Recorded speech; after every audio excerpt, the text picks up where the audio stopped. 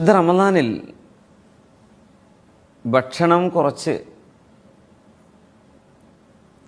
ജീവിത ചെലവുകൾ കുറച്ച്, ആത്മീയത വർദ്ധിപ്പിച്ച് അള്ളാഹുലേക്ക് അടുക്കേണ്ട ഒരു മാസമാണ്.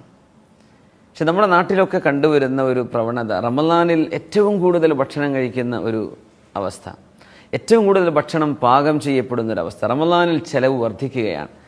പ്രത്യേകിച്ച് പ്രവാസികളൊക്കെ നാട്ടിലേക്ക് പൈസ അയച്ചു കൊടുക്കുമ്പോൾ റമദാനിൽ പ്രത്യേകമായൊരു അലവൻസ്, ഒരു ഏറെ അയച്ചു കൊടുത്തേ പറ്റൂ.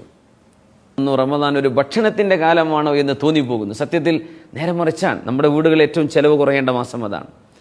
നമ്മൾ ഭക്ഷണത്തിൻ്റെ അളവ് ഏറ്റവും കുറയേണ്ട മാസം അതാണ്. നമ്മളിനി ഇഫ്താർ പാർട്ടികൾ സംഘടിപ്പിച്ചാൽ പോലും ഇപ്പോൾ റമദാനിലൊക്കെ ആരാണ് ഇത്രയും കൂടുതൽ വാരി വരിച്ച് തിന്നാൻ കഴിയുന്നത്? കഴിഞ്ഞാൽ തന്നെ പാടുള്ളതല്ലല്ലോ.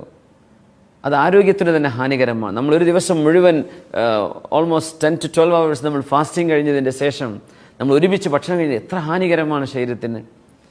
അങ്ങനെയെങ്കിൽ വിശുദ്ധ റമദാനിലെ 30 ദിവസത്തെ വ്രതാനുഷ്ഠാനം കഴിഞ്ഞ് ഒരാൾക്ക് 5 കിലോയോ 10 കിലോയൊക്കെ ശരീരം വർദ്ധിക്കുകയാണെങ്കിൽ സത്യത്തിൽ റമദാനിൽ നിന്ന് രക്ഷീകരിക്കപ്പെട്ട അതിൽ നിന്ന് ഒരുപാട് നമ്മൾ അകന്നുപോയി. സ്ത്രീകൾ ഒരുപാട് ഭക്ഷണം പാകം ചെയ്യുന്നുണ്ട്. മുഴുവൻ സമയവും ഭക്ഷണത്തിലാണ് നഷ്ടപ്പെടുന്നത്. അവർക്ക് നോമ്പിൻ്റെ സമയത്ത് ഖുർആൻ ഓതാൻ സമയമില്ല, അവർക്ക് നല്ല കാര്യങ്ങൾ പഠിക്കാൻ സമയമില്ല, ഒരൽപ്പം ദിക്ർ ചൊല്ലാൻ സമയമില്ല. എന്ത്? അടുക്കളയിൽ ബിസിയാണ്. അതുകൊണ്ട് പുരുഷന്മാർ, വീട്ടിലെ കാരണവന്മാർ, സ്ത്രീകൾക്ക് മിനിമം ജോലി കൊടുക്കേണ്ട സമയമാണത്. ഭക്ഷണം മിനിമം മതി, വളരെ കുറച്ച് ഭക്ഷണം അത് നമ്മൾ ഒതുക്കി നിർത്താം. ഒരുപാട് മാംസ ആഹാരങ്ങൾ, ഉമർ റളിയല്ലാഹു അൻഹു പറയുമായിരുന്നു, മാംസത്തിന് ലഹരിയുണ്ടെന്നാണ്. മദ്യത്തിന് ലഹരിയുള്ള പോലെ മാംസത്തിന് ഒരു തരം ലഹരിയുണ്ട്, അത് മുസ്ലിമിന് പിടികൂടാൻ പാടില്ല. നമ്മൾ ഒരുപാട് മാംസം കഴിക്കുന്ന അവസ്ഥ ഉണ്ടാവരുത്.